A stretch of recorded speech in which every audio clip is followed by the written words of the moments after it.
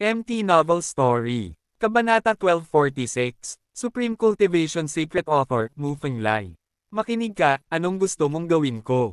Bahagyang ngumiti si Maday, at alam na walang pay sa langit, at inalok ni Mo Mei na pakasalan siya, kaya dapat may mga kondisyon. Parehong balak magpakasal ang kanyang ama at si Mo Wang, umaasa na sila ni Mo Mei ay maaaring maging mag-asawa, ngunit sa kasamaang palad ay hindi siya masyadong gusto ni Mo Mei at tinanggihan niya ang kanyang panukalang kasal. Sa orihinal, sumuko na siya kay Mo Mei, ngunit hindi niya inaasahan na magkakaroon siya ng pagkakataong bawiin ito ngayon. Pumunta ka at patayin si Anyo, at pakakasalan kita. Diretsyong sabi ni Mo Mei. Baliw ka, papatayin ko si Anyo, huwag mong sabihing lalabanan ako ng husto ni Haring An, at hindi ako pakakawala ng Demon Lord. Kumunat ang noo ni Maday at tumanggi on the spot. Si Anyo ay ang Emperador Miao na pinahahalagahan ng Panginoon ng Demonyo at pinuprotektahan ng mataas na antas ng angkan ng demonyo, na nangahas na hawakan si Anyo. Bagamat gusto niya si Mo Mei, walang saysay na ilibing ang sarili para sa isang babae, at idewit pa ang kanyang ama na si Mawang. Hindi pumatay ngayon, ang ibig kong sabihin ay pumatay sa Lingshan Cave. Malungkot ang mukha ni Mo Mei, at nagsulsul siya ng ganito, ang Lingshan Cave ay nakahiwalay sa labas ng mundo, basta't tinatakpan mo ito, walang makakaalam na ginawa mo ito. Mo Mei, ikaw ang nagtulak sa akin na gawin ito, bakit hindi mo ginawa? Si Maday ay patuloy na nakasimangot, at sinabing, nauna mong nilinang ang gininto ang katawan kaysa kay Anyo, at ang iyong lakas sa pakikipaglaban ay mas mataas kaysa kay Anyo. Kung gusto mong patayin si Anyo, kailangan mong gumamit ng mga kamay ng iba, at magagawa mo ito sa iyong sarili. Kung maginhawa para sa akin na gawin ito, bakit ko hahayaan na gawin mo ito? Ngunit sinabi ni Mo Mei, una sa lahat, may sama ng loob ako kay Anyo, at hindi tanga si Anyo. Kapag nakita niya akong papalapit, dapat siyang maging mas maingat, wala akong pagkakataong makalusot. Pangalawa, mas mataas lang ng kaunti ang combat power ko kaysa kay Anyo. Kailangan ng matinding effort para mapatay si Anyo. Hindi ko maitago ang atake ko at madali itong makita ng iba. 3 beses, wala akong panahon para makipagdeal kay Anyo, gusto kong makipagdeal sa ibang tao. Nang marinig ito, hindi napigilan ni Maday na magtanong, sino ang haharapin mo? Ang tagasunod sa tabi ni Anyo, si Lucci. Nang marinig ito, hindi napigilan ng tingin ni Maday na lumingon, unang bumagsak kay Anyo, at pagkatapos ay sa batang demonyo sa tabi ni Anyo. Siya lang. Nagulat si Maday, at pagkaraan ng mahabang paghinto, sa wakas ay napagtanto niya, ang kalahating hakbang na estado ng pagdadalisay ng Diyos, ang pagkakaroon ng isang parang langgam, ay karapat-dapat din sa iyong sariling pagbaril, ikaw ba ay sige. Sinare ng taong ito ang aking mabubuting gawa at pinahiya ako. Kailangan kong gawin siya mismo para maibsan ang aking puot. Tumingin din si Mo Mei, nakatingin kay Lu Chen, nagngangalit ang kanyang mga ngipin sa puot. Mababa ang kaharian ng taong iyon, at maaari niya itong tusukin hanggang mamatay gamit ang isang daliri, sulit ba ang iyong atensyon na harapin ito? Naiinis na sabi ni Maday.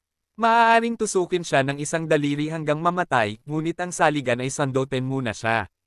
Sinabi ni Mo Mei, napakakakaiba ng taong ito, mababa ang kanyang level, mabilis ang kanyang bilis, at napakahirap niyang patayin. Ang kanyang kalahating hakbang lamang upang pinuhin ang mga Diyos, mas mabilis kaysa sa gininto ang kagalang-galang. Nagulat na naman si Maday. Oo, napakadulas niya at talagang mabilis, napakahirap hulihin. Sabi ni Mo Mei, hindi mo bibitawan ang pamimilit. Sumpuin muna siya, at pagkatapos ay hampasin. Tanong ni Maday, sinupil, ngunit hindi siya apektado ng pamimilit. Sabi ulit ni Mo Mei, ano, ang pamimilit ng kagalang-galang na gininto ang katawan ay hindi makapagpigil sa kalahating hakbang na nagdadalisay ng Diyos, sa tingin mo ba ako ay isang bata? Hindi naniwala si Maday, could it be that he has a special ability to resist pressure? Totoo, mayroon siyang kakayahan na ito, hindi lamang siya natatakot sa kapangyarihan ng santo, kahit ang pamimilit ng aking ama ay hindi siya mapigilan. Totoong sinabi ni Mo Mei. Ano, immune na siya sa kapangyarihan ng tunay na hari. Nagulat na naman si Maday. Why are you so uninformed? Hindi mo ba alam kung anong nangyari sa Central Square ng Demon Statue? Medyo naiinip si Mo Mei. I'm sorry. Kanina pa ako nagse-seclusion, at ngayon ko lang ito iniwan para makapasok sa Spirit Spiral Cave, kaya clueless talaga ako sa mga balita sa labas. Tumango si Maday. Kung gayon, hayaan mong sabihin ko sa iyo, si Lucci ay nasa ilalim na ngayon ng proteksyon ni Haring An, at mahihirapan akong makahanap ng pagkakataong patayin siya sa labas. Walang pagpipilian si Momei kundi sabihin, ang Lingshan Cave ang pinakamagandang pagkakataon ko para patayin si Lucci, kaya kailangan kong mag-concentrate sa paglilinis sa kanya at siguraduhing hayaan siyang mahiga sa kuweba. Kaya pala binigay mo sa akin si Anyo. Biglang natauhan si Maday. Gusto mo akong pakasalan, ito na ang pagkakataon mo, kapag pinalampas mo ito, mawawala ito. Mahinang sabi ni Momei. Bigyan mo ako ng sandali para pag-isipan ito. Mataimtim ang ekspresyon ni Maday, at ang kanyang mga mata ay lumayo kay Lucien patungo kay Anyo. Ang numero unong kagandahan ng Yaozo, si Anyo, ay talagang ang diyosa sa kanyang puso, at matagal na niyang crush ang diyosa na ito. Nakakalungkot lang na ang kanyang ama, si Ma Wang, ay nagkaroon ng magandang relasyon kay Mo Wang, ngunit hindi siya tugma kay An Wang. Nawalan siya ng pagkakataong makilala si Anyo, at naputol ang kanyang pag-iisip kay Anyo mula noon. Sa huli, nakilala niya si Momei, ang anak ni Haring Mo, at nahulog ang loob sa palda ng granada ni Momei. Dahil ang kagandahan at talento ni Momei ay hindi mas masahol kaysa kay Anyo, kung hindi ay hindi siya mai-inlove kay Momei. Ngayon, basta mapatay niya ang diyosang crush niya, mapapangasawa niya ang dilag na ito na ayaw sa kanya. Nakakahiya talaga. Gayunpaman, ang kahihiyang ito ay umiral lamang sa kanyang isipan, at pagkatapos ay nawala. Hindi siya gusto ni Momei, pero gusto niya si Momei. Higit sa lahat, nagkaroon siya ng pagkakataong pakasalan si Momei, ngunit wala siyang pagkakataong makasama si Anyo. Matapos timbangin ang mga interes, pinili niyang patayin si Anyo. Siyempre, si Anyo ay Emperor Miao, at ang pagpatay kay Anyo ay delikado, at ang panganib ay napakataas. Kapag nalaman ng amo ng demonyo, mamamatay siya. Kailangang itago siya, at nang salakayin at patayin niya si Anyo, kailangan niyang hindi mapansin kapag walang tao. Higit pa rito, maaaring linangin ni Anyo ang isang gininto ang katawan, at ang kanyang kapangyarihan sa pakikipaglaban ay hindi malakas. Malayo siya sa kanyang kalaban, at malaki ang tiwala niya. This time, sumugal na siya. Sa kabilang panig, sinasabi ni Anyo kay Lucci ang tungkol sa pangkalahatang impormasyon tungkol sa iba pang mga panla ng emperador. Matapos makapasok sa Lingshan Cave, haharapin nila ni Lucci ang kompetisyon sa iba pang mga sidlang ng emperador. Kung walang alam si Lucci tungkol sa iba pang mga sidlang ng emperador, magiging dehado ito. Nanlumo si Lucien habang nakikinig. Halatang napakababa ng kanyang kaharian, at tila wala siyang maitutulong.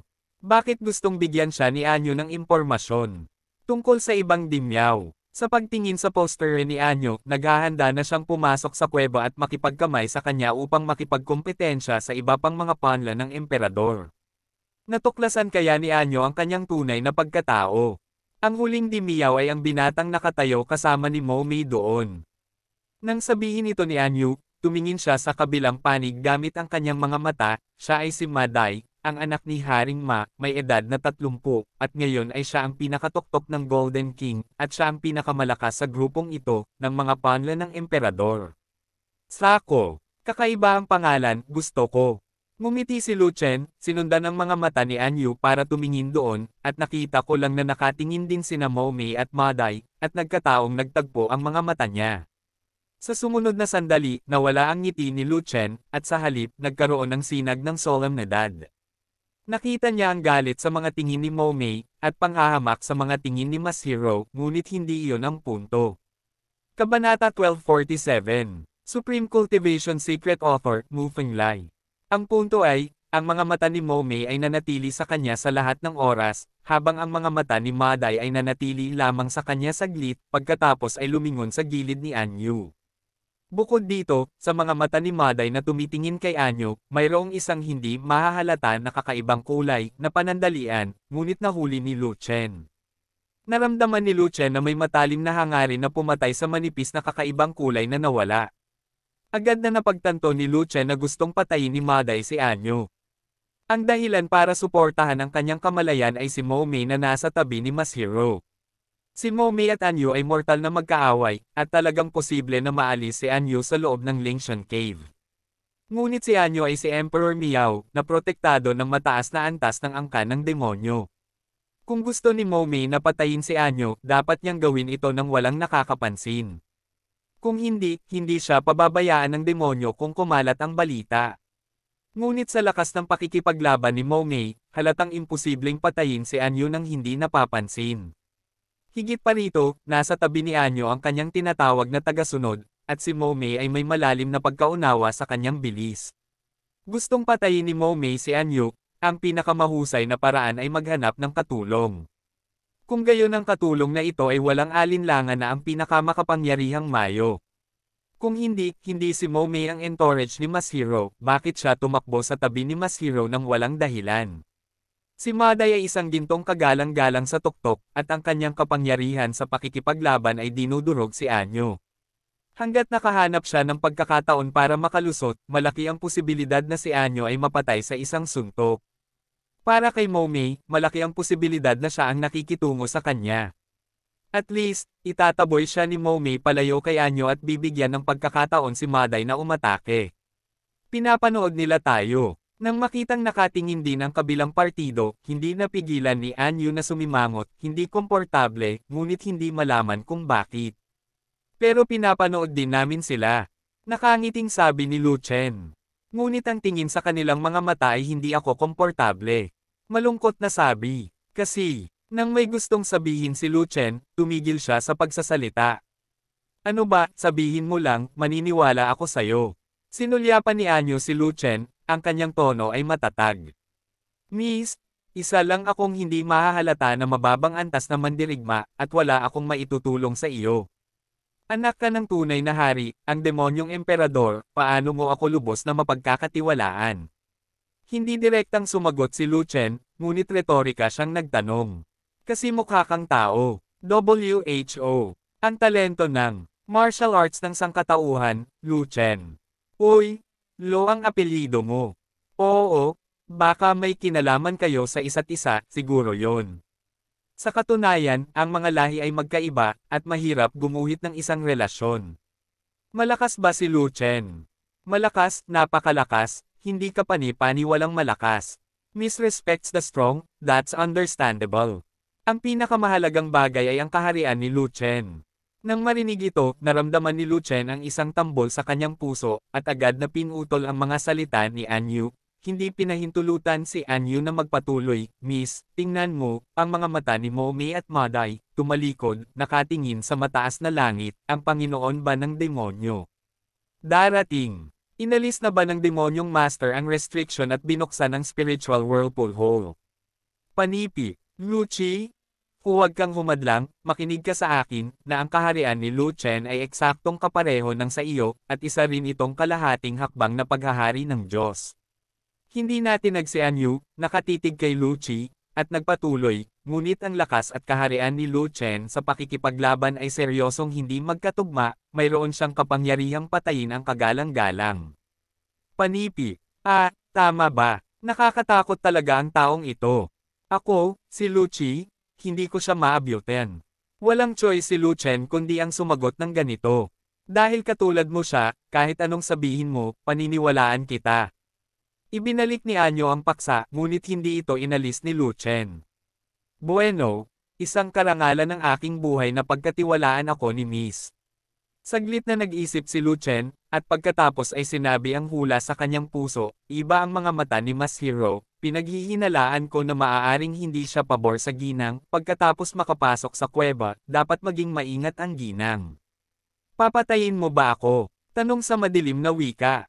Kasama niya si Momei, sa tingin mo ba ay mayroon siya, walang dahilan para patayin ka?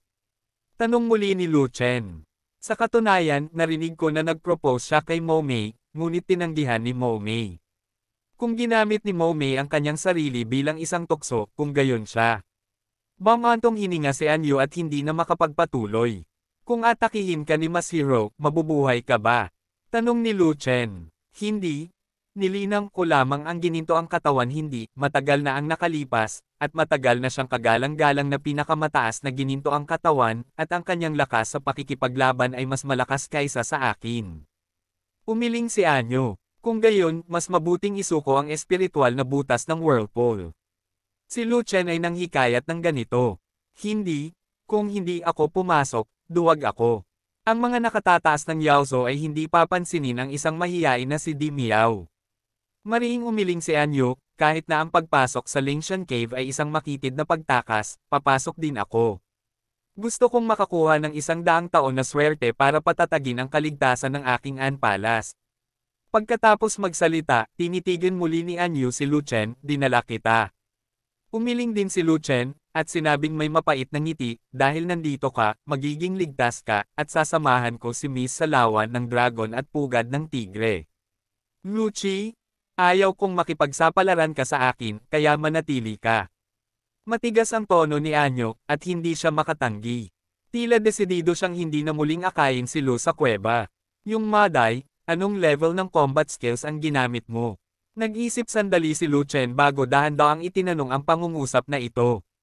Mataas na grado sa antas ng lupa. Akala ko ito ay isang makalangit na ranggo. Ang mga kasanayan sa pakikipaglaban sa antas ng langit ay magagamit lamang sa mataas na ranggo ng angka ng demonyo. Ang mga ito ay ipinapasa lamang sa mga santo, hindi sa mga kagalang-galang. Miss, kung may tiwala ka sa akin, please let your guard down. Biglang kumilos si Lu Chen at hinawakan ang palso ni Anyo. Ikaw. Nagulat si Anyo kay Lu Chen, hindi makapaniwala. Ang pag-atake ni Lucci ay napakabigla at mabilis na siya, ang gininto ang kagalang-galang ay walang anumang reaksyon. Pagkaraan ng ilang sandali, binitawan ni Anyo ang kanyang mga depensa sa pag-iisip at ibinigay ang kanyang buhay kay Lucci. Siya ay napakalinaw tungkol sa mga kahihinatnan ng pagpapalam sa kanyang mga panlaban sa pag-iisip. Kung may masamang intensyon si Lucci, pagkatapos na pumasok ang Divine Consciousness sa kanyang dagat ng kamalayan, madali nitong sirain ang kanyang buhay. Ngunit hindi niya alam kung bakit, nagtitiwala lang siya kay Lucci. Di nagtagal, ang banal na pakiramdam ni Lu Chen ay sumunod sa kanyang mga ugat ng palad at direktang pumasok sa kanyang dagat ng kamalayan, na nag-iwan ng sirang kasanayan sa pakikipaglaban sa kanyang dagat ng kamalayan. Pagpunit parang espada na kasanayan sa pakikipaglaban, mababang grado sa langit. Pagkatapos suriin ni Anyo ang kakayahan sa pakikipaglaban ng consciousness biglang lumiit ang kanyang mga mag-aaral, oh my god, paano ka magkakaroon ng heaven level combat skill? Huwag ka nang magtanong, kunin mo na lang. Inalis ni Lu Chen ang kanyang malay at sinabing may malungkot na mukha. Ang taong nagpapasa ng isang antas ng langit na kasanayan sa pakikipaglaban sa Yaozo ay isang kaaway. Paano magiging masaya si Lu Chen?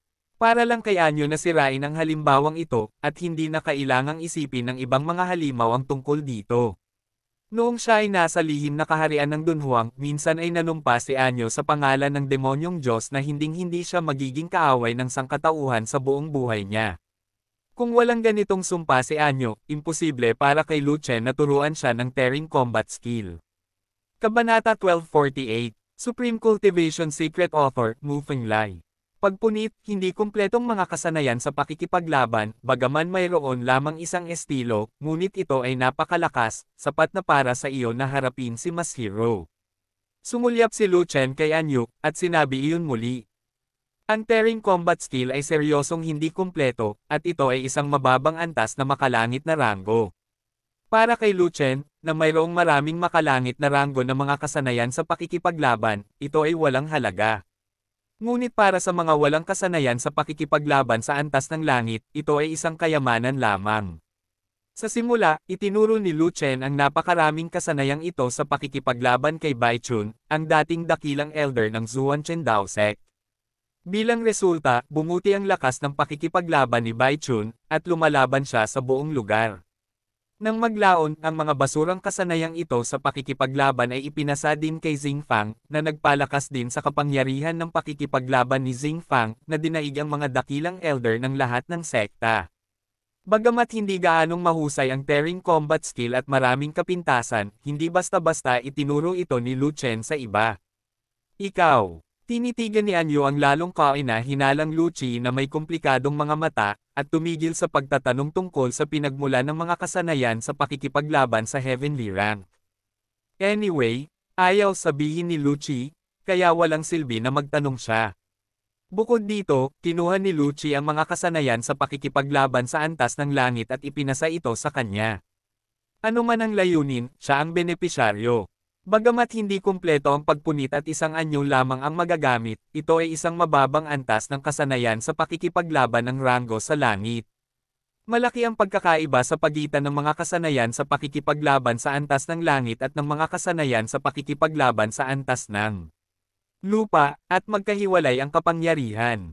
Sa kaso ng parehong kaharian, gaano man kalakas ang mga kasanayan sa pakikipaglaban sa antas ng lupa, mahina sila sa mga kasanayan sa pakikipaglaban sa antas ng langit.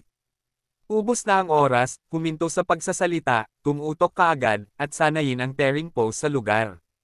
Hindi na nasangkot si Lucci kay Anyo tungkol sa mga kasanayan sa pakikipaglaban, ngunit pinaalalahanan siya ng ganito, kabisaduhin mo muna ang mga formula, pamamaraan ng pag-iisip, at mga pamamaraan ng operasyon.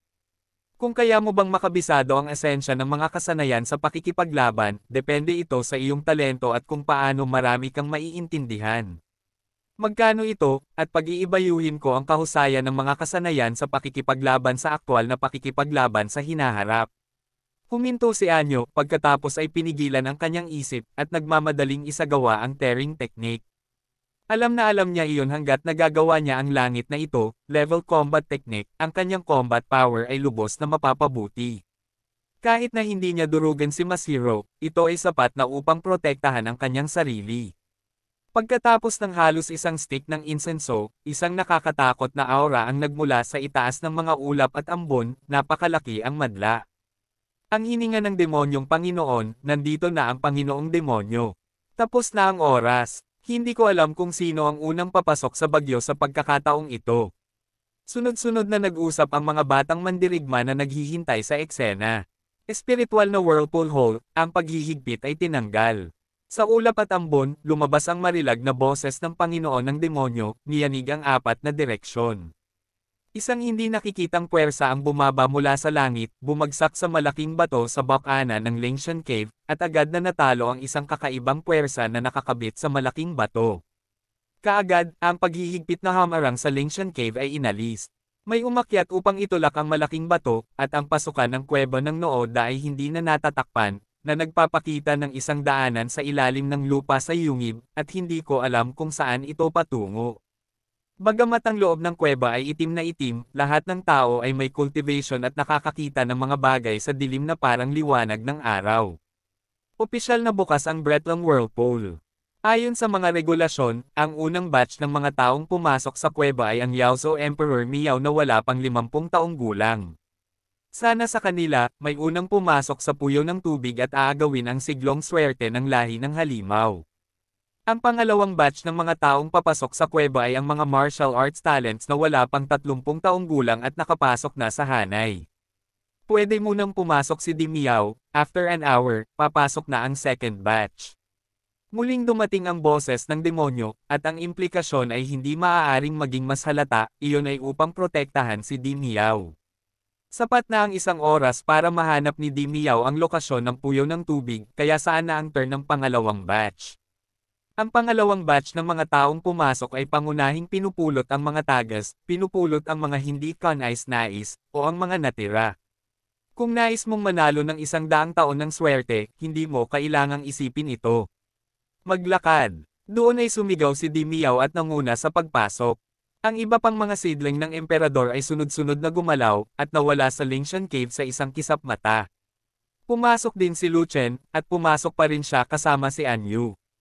Si Anyo ay nakatutok sa tearing combat technique na wala siyang pakialam sa anumang bagay, hindi niya narinig ang mga salita ng demonyong Panginoon. Kung hindi siya hinaila ni Lu Chen, nalilito pa rin siya. Sa loob ng Langshan Cave, mayroong daanan na ilang talampakan ang taas at 10 talampakan ang lapad na direktang patungo sa lupa.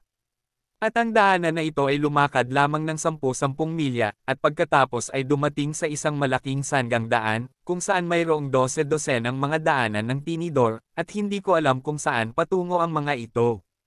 Pipili ko ang una. Piliin ko ang pangatlo. Pipili ko ang number 7. Higit sa 100 mga pawnla ng emperador ang piniling sangaang daanan, at walang sino man ang gustong sumama sa iba pang mga pawnla ng emperador. Lahat sila ay nasa isang mapagkompetensyang relasyon. Kung magsasama sila, madali silang mag-away kung may pagkakataon o kung ano paman. Sinisikap ng lahat na maiwasan ito na mangyari. Kung sakaling matamba ka sa kalahati, paano mo mahahanap ang whirlpool? Gayunpaman, may ilang tao na hindi ganoon ang iniisip, at gustong sumama sa iba, at iyon ay sina Momei at Maday. Ang Dimiao na nagdala kay Momei ay medyo mahina at ayaw magdulot ng gulo, kaya lumakad siya ng mag-isa. Anyway, si Momei ang nagdala, at ang deal kay Mowang ay natapos na, kaya hindi na siya nag-abala pang pakialaman si Momei. At si Maday. Natural, hindi siya dumating mag-isa, at may isang tagasunod sa tabi niya, ang Venerable Ching Tian, na may malakas na aura. Hindi pinili ni Maday na sangaang daanan, ngunit tumayo siya sa isang tabi, naghihintay na magdesisyon si Momei. Hoy, asong babae, saan ka pupunta? Tinitigan ni Momei ang walang isip na si Anyu at nagtanong, ngunit tila hindi siya narinig ni Anyu, at hindi siya pinansin. Malapit nang sumabog si Momei, ngunit sinabi ni Lu Chen, iwan na natin ang iba sa inyo. Patay na Luchi, alam mo ba na sa Lingshan Cave, walang King An na magpoprotekta sa iyo? Sinulyapan ni Momei si Lu Chen, at malamig na sinabi, hindi ko inaasahan na maglalakas loob kang pumasok. Hindi mo talaga alam kung paano mabuhay o mamatay. Tingnan ko kung paano ka mapapanatili ng asong iyon na si Anyu. Ang dami mong kalokohan, bakit hindi ka pumunta? Direktang tumugon si Lu Chen, hindi man lang magalang kay Momei. Hindi pa nito nararating ang kailaliman ng Lingshan Cave, at kararating lang sa Sanggang Daan. Ang ibang mga emperador ay pumipili ng tinidor, at hindi pa sila kumikilos. Sa napakaraming tao sa paligid, kahit na may 100 lakas ng loob sina Momei at Maday, hindi sila mangangahas na gumawa ng anuman dito. Mauna ka na, susunod ako. Patuloy ng inisyon si Momei at sinabi iyon. Ang implikasyon ay kung saan man pumunta si Lu Chen, doon din siya pupunta. Nine love siya kay Ding Lu. Natural na alam ni Lu Chen kung ano ang iniisip ni Momei, ngunit paano hahayaan ni Lu Chen si Momei na tumambay sa kanyang likuran. Kung makakabitin si Momei, tiyak na susunod si Maday, maliban kung may butas sa utak si Lu Chen, kung hindi, hindi siya dapat lumakad sa parehong daanan kasama nila. Uy, ikaw ba si Momei? Ang anak ni Haring Mo. Ngumiti si Lu Chen, at biglang nagtanong ng malakas, sa katunayan, naghukay siya ng tailor-made na hukay para kay Momei. Are you out of your mind? First time mo bang magkita ni Miss Ben? Sino ako, hindi mo ba alam? Natarante si Momei sa tanong ni Lu Chen. Kabanata 1249. Supreme Cultivation Secret Author, Mu Fenglai. Naku, naalala ko, anak ka pala ng huling hari, wag mong sabihing napakaganda mo. Sinadya ni Lu Chen ang malakas na sinabi muli, na agad na nakakuha ng atensyon ng ilang Dimiao. Ikaw ay isang munting tagasunod na may mababang katayuan. Anong karapatan mong punahin ang anak ng huling hari? Kailangan mo pang sabihin na sikat na dilag si Momei. Kung hindi dahil kay Anyu, baka siya ang numero 1 kagandahan sa Yaosu. Boy! Pinupuri mo si Momei sa pagiging maganda, interesado ka ba sa kanya? Kahit na ito ay kawili-wili. Kailangan mong ma-suffocate sa iyong tiyan, kung hindi, hindi mo malalaman kung paano ka namatay pagkatapos mong makalabas sa kuweba. Sunod-sunod na nagsalita ang mga panla ng emperador na iyon, pinagalitan si Lu Chen. Si Maday, na nakatayo sa isang tabi, ay hindi nagsalita, nagtitiis lang, ngunit may kaunting galit na sa mga mata na tumingin kay Lu Chen. Lalong nagalit si Momei, pinuri siya ni Lu Chen sa pagiging maganda, wala lang, maganda na siya. Gayunpaman, nasa tabi niya si Anyu, maganda siya at mas maganda pa si Anyu, kaya ano ang intensyon ni Lu Chen na purihin siya sa pagiging maganda sa harap ni Anyu? Sinampal ba niya ito sa harap ng publiko? O, gamitin siya para pagandahin si Anyu, at tiyakan siya sa lupa bilang isang berdeng dahon? Gusto talagang sumama sa akin ng ganyan kagandang babae. I'm really so happy. Tumawa si Lu Chen, hinukay na ang hukay, at hindi mapigilan ni Momei na pumasok sa hukay. Miss Mo, umalis ka talaga kasama ko, pwede ba akong maging manugang ni King Mo? Sa gitna ng pagtawa ni Lu Chen, nagbago ang mukha ni Mo Mei, at itim din ang mukha ni Maday. How dare you? A little follower, you, dare to think about the daughter of the last king. Gusto mo bang pumasok kaagad sa kabaong? Hindi na nakatiis si Maday, at agad siyang sinigawan. Talagang hindi makatwiran para sa Lucci na ito, na may mababang kaharian at mababang katayuan, naasa rin si Mo Mei sa publiko, at gusto pang gampanan ang ideya ni Mo Mei, upang putulin ang kanyang kalokohan. Hindi ganoon kataas ang kanyang literacy, at may hangganan ang kanyang pagiging mahinahon. Kung hindi dahil sa pagkakaroon ng maraming panla ng emperador, matagal na sana niyang sinampal si Lucci, at direktang sinampal si Lucci sa isang piraso ng karne. Hoy! Sino ka? Wala kang kinalaman kung kakausapin ko si Mo Mei. Walang pakialam na sinulyapan ni Lu Chen si Maday, at nakangising sinabi, gusto ba akong sumama ni Mo Mei, may kinalaman ba ito sa ikaw? Ba ang ama ni Mo Mei, o ang ina ni Mo Mei? Anak, kilala mo ba kung sino ang kausap mo? Nabulunan si Maday hanggang mamatay. Wala akong pakialam kung may sako ka o sako, basta huwag mong istorbohin ang usapan nila Mo Mei. Gayunpaman, ngumisi si Lu Chen, at patuloy na hinawakan si Mo Mei, susundan ako ni Mo Mei, magiging akin na siya mula ngayon, at hindi mahalaga kung anong uri ng sako. Bago umatake ang sako, inatake muna si Mo Mei, halos naghisteryoso na umuungal, Lucci, anong uri ng mga salita ang ibinuga mo sa iyong bibig? Talagang hindi mo maidere ang gereng. Kalokohan, walang hiya. Hoy! Hindi mo man lang sinabi na gusto mong sumama sa akin. Narinig ng lahat ang katotohanan, paano ako naging isang walang hiyang tao. Panipi, ikinalat ni Lu Chen ang kanyang mga kamay, na may inosenteng mukha, at pagkatapos ay itinuro ang lahat, maliban kung may nabaliw, hindi malinaw ang tenga niya, at hindi niya narinig, tapos hindi ko mapigilan. Sa sandaling bumagsak ang mga salitang ito, nagbago ang mga ekspresyon ng lahat ng Dimiao, at lahat sila ay tumingin kay Lu Chen ng may paghamak. Napakatapang talaga ng munting follower na ito. Ayos lang kung kulitin mo si Mo Mei, at ayos lang kung masaktan mo ang sako, bakit mo kami kaladkarin sa gulo? Hindi kaya madali din tayong ma-provoke. Kung hindi dahil kay Anyo na pinahahalagahan ng demonyong Panginoon ngayon, ikaw, isang munting tagasunod na mayabang, ay garantisadong hindi makakaligtas sa isang hininga. Gayunpaman, ang mga Emperor Seedling na ito ay ayaw munang maging ilong, ngunit sila ay kinaladkad ni Lu Chen sa tubig. Ito ay napakasimple, upang maging superior, upang makakuha ng higit pang mga mapagkukunan ng pagsasanay, at upang makakuha ng higit na pabor mula sa mga nakatataas ng Yaozo, lahat ng Dimyao ay dapat gumanap ng mahusay. Walang handang umamin na sila ay baliw, lalo pat aminin na ang kanilang mga tainga ay hindi malinaw, kung hindi, sila ay ituring na may depekto ng mga nakatataas sa angkan ng halimaw, at sila ay maaaring alisin sa hanay ng mga panla ng emperador. Walang baliw dito. Walang taong hindi maliwanag ang tenga. Narinig naming lahat ng malinaw. Huwag mong isipin na lahat tayo ay tanga. Ang mga panla ng emperador na iyon ay walang magawa at kinailangang akayin ni Lu Chen. Upang patunayan na wala silang mga depekto, lahat sila ay nagsalita ng ganito. Dahil dito, napahiya si Mo Mei, at malapit nang mabaliw ang sako. Tingnan mo, narinig ng lahat, hindi ako nagsasalita ng kalokohan, hindi ako walang hiya. Seryosong sabi ni Lu Chen, at pagkatapos ay itinuro ang isa sa mga daanan ng sangay. Okay, gusto kong pumunta dito, sumama ka sa akin, mag-ikot tayo ng basta-basta, at pagkatapos ay umuwi na. Ako, nanginginig sa galit si Mo Mei, alam na niya na sinasadya ni Lu Chen, ngunit nahuli ni Lu Chen ang kanyang dila, hamukay siya ng butas, at inilibing siya. Ang mas nakakagulo pa ay ang mga Emperor Seedling na iyon ay dinaya din ni Lu Chen. Ang lahat ng mga seedling ng emperador ay mga kakompetensya, at kasama sila sa eksena, kahit na ang galit ni na Mo Mei at Gani ay maaaring magsunog ng kalangitan, hindi sila maglalakas loob na ilipat si Lu Chen. Dahil, si Anyu ay nasa tabi ni Lu Chen, at si Anyu ang magpapakilo sa kanila kay Lu Chen.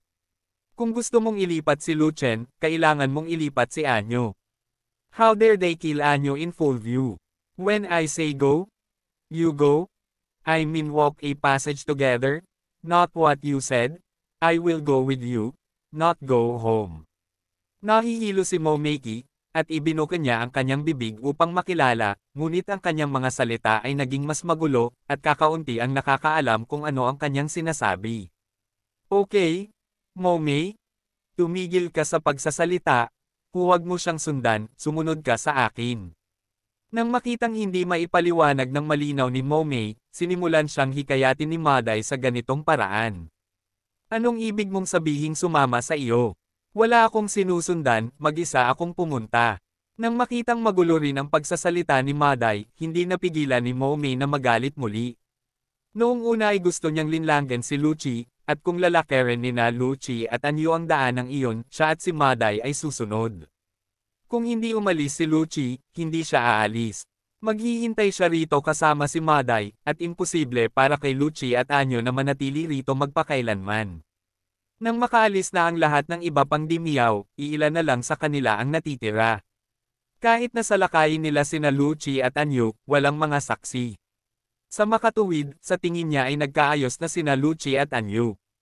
Ngunit hindi niya inaasahan na si Lucci ay magiging napakataksil, na ilalagay siya sa entablado, at bitag ang lahat ng mga panla ng emperador dito. Kung talagang umalis siya kasama si Lucien, masisira ang kanyang reputasyon. Kahit na mapatay si Lucci, mahirap makakita ng mga tao pagkatapos niyang makalabas sa kuweba. Ang mga panla ng emperador na ito ay lahat ay may mga pinagmulan, at hindi nila pinanatili ang kanilang mga birtod dahil lamang siya ay anak ng huling hari. Hoy, sasama ka sa akin. Nakita ni Lucien na malapit na ang init, kaya pinilit niyang muli si Momei, na para bang hindi ito matatapos hanggat hindi niya nababaliw si Momei. Kabanata 1250 Supreme Cultivation Secret Author, Mu Fenglai. Dagdag patayin i-reset. May sakit ka. Galit na nagmura si Momei, alam niyang maaaring hindi ito makayanan ni Lucci, at kung magtatagal pa siya, gagawa lang siya ng katangahan, kaya agad siyang tumalikod, nakakita ng sangasanggang daanan at umalis. Anak, napakababa ng kaharian mo, maglakad ka nang. Maingat, may mga mabangis na hayop sa ilalim ng lupa sa Lengshan Cave, kung kinain ka ng mababangis na hayop, huwag mo akong sisihin sa hindi pagpapaalala sa iyo. Pinaikit ni Maday ang kanyang mga mata at malamig na sinabi kay Lucien. Natauhan na siya, lahat ng ginagawa ni Lucci ay para maintindihan ang plano ni Momei. Tumakbo si Momei sa galit, nabigo ang unang plano, makakahanap lang sila ng isa pang pagkakataon para salakayin at patayin muli sina Lucci at Anyo. Gayunpaman, labis siyang nasaktan ni Lucci kaya labis siyang nabalisa. Kung hindi niya pinagbantaan si Lucci, hindi niya ito mabitawan. Narinig ko na ang mga mabangis na hayop sa ilalim ng lupa sa Spirit Spiral Cave ay mayroon ding mga napakahusay na evolve, at maaari ka rin nilang kainin. May sinabi si Lucien pabalik, na labis na ikinainis ni Maday. Pagkatapos ay maghintay at tingnan kung sino ang makakain. Malamig na bamantong hininga si Maday, at tumigil sa pakikipag-usap kay Lucci, at agad na inakay ang kanyang mga tagasunod sa daanan na nilakaran ni Momei, at hinabol si Momei. Lucci, tama ba? Hindi siya masyadong mataas, ngunit malakas ang loob niya. Tinukso niya ang anak ng huling hari, at sinaktan pa ang anak ng hari ng Maria. Hindi ko talaga alam kung paano ka mamamatay sa kinabukasan. Lucci? Ang lakas ng loob mo, hinahangaan kita. Lucci, sana hindi ka makasagasa sa Maday at Momei sa kailaliman ng Lengshan Cave, kung hindi ay matatapos ka. Hindi naman totoo iyon. Si Lucci ay isang tao ni Anyo. Kung gustong hawakan ni Maday at Momei si Lucci, dapat nilang hawakan si Anyo. Nang ahas ba silang hawakan si Anyo? Si Anyo ay kasalukuyang pinakamahalagang Emperor Sidlang ng Demon Lord. Protektado siya ng mga matataas na opisyal. Kung hinawakan ni Maday at Momei si Anyo, papatayin sila ng demonyong Panginoon pagkatapos nilang lisanin ang kuweba. Well, tama. May 10,000 lakas ng loob sina Liang Maday at Momei, at wala silang lakas ng loob na kumilos laban kay Anyo. Kung gagawin ang bagay na ito, maaaring maapektuhan ang kanilang pamilya. Anyway, kasama si Anyo, magiging maayos si Lucci. Kung wala si Anyo, dapat mag-ingat si Lucci, huwag hayaang sirain ni Maday at Momei ang iyong demonyo. Ang mga panla ng emperador na iyon ay tumingin lahat kay Lucci at sinabi iyon. Hindi niya alam ang plano ni Momei at Maday, gayunpaman, pinagalit ni Lucci sina Momei at Maday, at masaya silang napanood ang palabas. Si Maday ang pangunahing katunggali. Bagamat hindi dimiyaw si Momei, pumasok din siya sa kuweba kasama ang unang batch. Sila rin ay mga kakompetensya. Hindi na sila makapaghintay na maihika ni Lucci sina Maday at Momei hanggang mamatay. Hindi nagtagal pagkatapos nilinang ni Anyo ang kanyang gininto ang katawan, ang kanyang kapangyarihan sa pakikipaglaban ay nasa gitna at mas mababang antas, at ang banta sa kanila ay hindi kasing laki ng Maday. Lalo na ang entourage ni Anyo, para silang mga langgam, sila ay bote ng langis ni Anyo. Batay sa kasalukuyang lakas ni Anyo, ito ang halos huli sa lahat ng mga pawnlan ng emperador, kaya hindi ganoon kataas ang kanilang depensa laban kay Anyo. Kung hindi nila sinasadya o hindi sinasadya ang panig ni Anyo. Umalis sina Maday at Momei, at ang mga pawnlan ng emperador na iyon ay hindi na nanatili, at naglakad patungo sa daanan na kanilang pinili. Pagkaalis ng lahat, pumili si Lu Chen ng branch passage kung saan walang naglalakad, at pumasok kasama si Anyo. Medyo malawak ang bifurcated passage na ito sa simula, at pagkatapos ay naging makitid, at sa wakas ay maaari lamang itong tumanggap ng 2 taong naglalakad na magkatabi. Bukod dito, maraming bakas ng pugiling sa dingding ng daanan na ito, kapwa bago at luma. Ang lahat ng mga bakas ay may isang katangian, iyon ay, sila ay napakakinis, na may isang maliit na halaga ng likido sa kanila, malagkit, at nagpapalabas ng mahinang amoy ng hayop. Damn it, I chose a passage with subterranean beasts. Kumunat ang noo ni Lu Chen, alam niyang kung lalakad siya pasulong, tiyak na makakasalubong niya ang mga hayop sa ilalim ng lupa dito. Ang mga mababangges na hayop sa ilalim ng lupa sa Lingshan Cave ay nasa ika-10 rango na hindi isang mababang rango. Sa pangkalahatan, ang 10th Order Savage Beast ay maayos, at siya, si Lu Chen, ay maaaring putulin ang mga ito. Kung ito ay lubos na umunlad, ito ay magiging mahirap. Ang ika-10 antas ng ebolusyon ay katumbas ng isang gintong kagalang-galang. Gayunpaman, maraming mabangis na hayop sa ika-10 rango na ang lakas ay kadalasang mas mataas kaysa sa Golden Body Venerable, at napakahirap na harapin ang mga ito. Ang problema ay wala si Xiaoyu sa kanyang kamay, ngunit nasa tabi ni Meng Yu. Ang Qin Linjiao ay umuunlad pa rin, kaya hindi ito magising. Ang Firefox ay hindi pa umabot sa ika-10 antas, at ang lakas ng pakikipaglaban nito ay hindi sapat upang tumugma sa lubos na umunlad na ika-10 antas ng mga mabangis na hayop. Ngayon, si Lu Chen ay walang mga baraha upang harapin ang mga mababangis na hayop at maaari lamang siyang umasa sa kanyang sarili. Pero nasa tabi niya si Anyo, at may pagdududa siya, ayaw niyang tuluyang ilantad ang pagkatao niya, paano niya aasa ang sarili niya. Hanggat bubuksan niya ang kanyang battle body, o lalabas si Zhang Tian, o kahit na ginagamit ang kamay na nakakabasag ng langit, malalaman ni Anyu kung sino siya. Talagang ayaw niyang malaman ni Anyu na siya si Lu Chen, at si Lu Chen ay si Lucci. Nilinlang niya si Anyu ng husto, nang malaman ni Anyu ang kanyang tunay na pagkatao, alam ng Diyos kung gagawin ni Anyu ang kahihiyan sa galit at ibaling ang kanyang mukha. Miss, kumusta ang pagsasanay mo sa combat skills mo? Iniunat ni Lu Chen ang kanyang daliri, at tinapik ang noo ni Anyo. Hayop sa ilalim ng lupa, kung hindi siya gagawa ng hakbang, hayaan mo itong si Anyo ang humarap dito. Gayunpaman, si Anyo ay walang ginagawa sa kanyang tabi, kaya't maglaan tayo ng kanyang oras upang magsanay ng mga kasanayan sa pakikipaglaban, at lutisin muna ang agarang suliranin. Ang lahat ng enerhiya ni Anyo ay nahuhulog sa dagat ng kamalayan, at nililinang niya ang mga kasanayan sa pagpunit ng labanan, nang biglang ang dagat ng kamalayan ay tinuturok ng isang air machine, na nakagambala sa kanyang kamalayan, at agad na hinayaan siyang makabawi mula sa dagat ng kamalayan, ngunit hindi pa rin niya maintindihan kung ano ang nangyayari sa kanyang harapan, at siya ay medyo nataranta. Ang daanan na ating nilalakaran ngayon ay may mga mabagsik na hayop sa ilalim ng lupa. Hindi ko ito kayang harapin. Kailangan mong gawin ito. Simpleng paliwanag ni Lu Chen. Okay, hayaan mo akong sumama, kunin mo lang ang hayop sa ilalim ng lupa para subukan ang espada. Tumanggaw si Anyo, at naglabas ng itim na demonyong espada.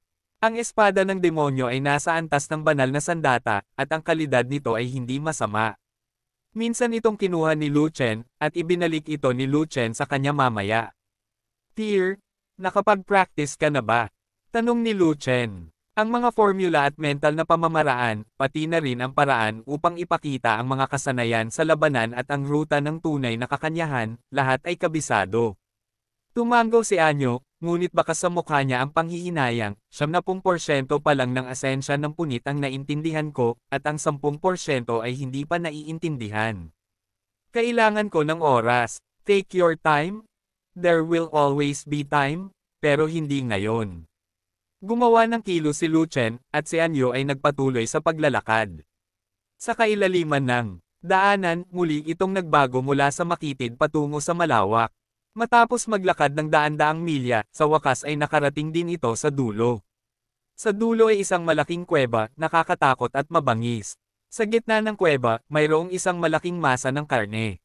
Ang bola ng karne ay pula. Ang balat na bumabalot sa karne ay translucent. Nakikita ng mata, ang pulang dugo sa balat ay dumadaloy, at ang mga kalamnan sa loob ay kumukunot at lumalawak. Sa katunayan, ito ay isang mabagsik na hayop sa ilalim ng lupa na may malaking katawan, katulad ng isang mabagsik na ahas. Ngunit hindi iyon isang mabangis na ahas, ito ay isang parang bulate na hayop, Chisha bloodworm. Ito ay isang kasuklam-suklam na hayop sa ilalim ng lupa. Tiningnan ni Anyo ang pulang buhangin at may dugong earthworm, at hindi maiwasan ang kanyang mga kilay na sumimangot ng malalim.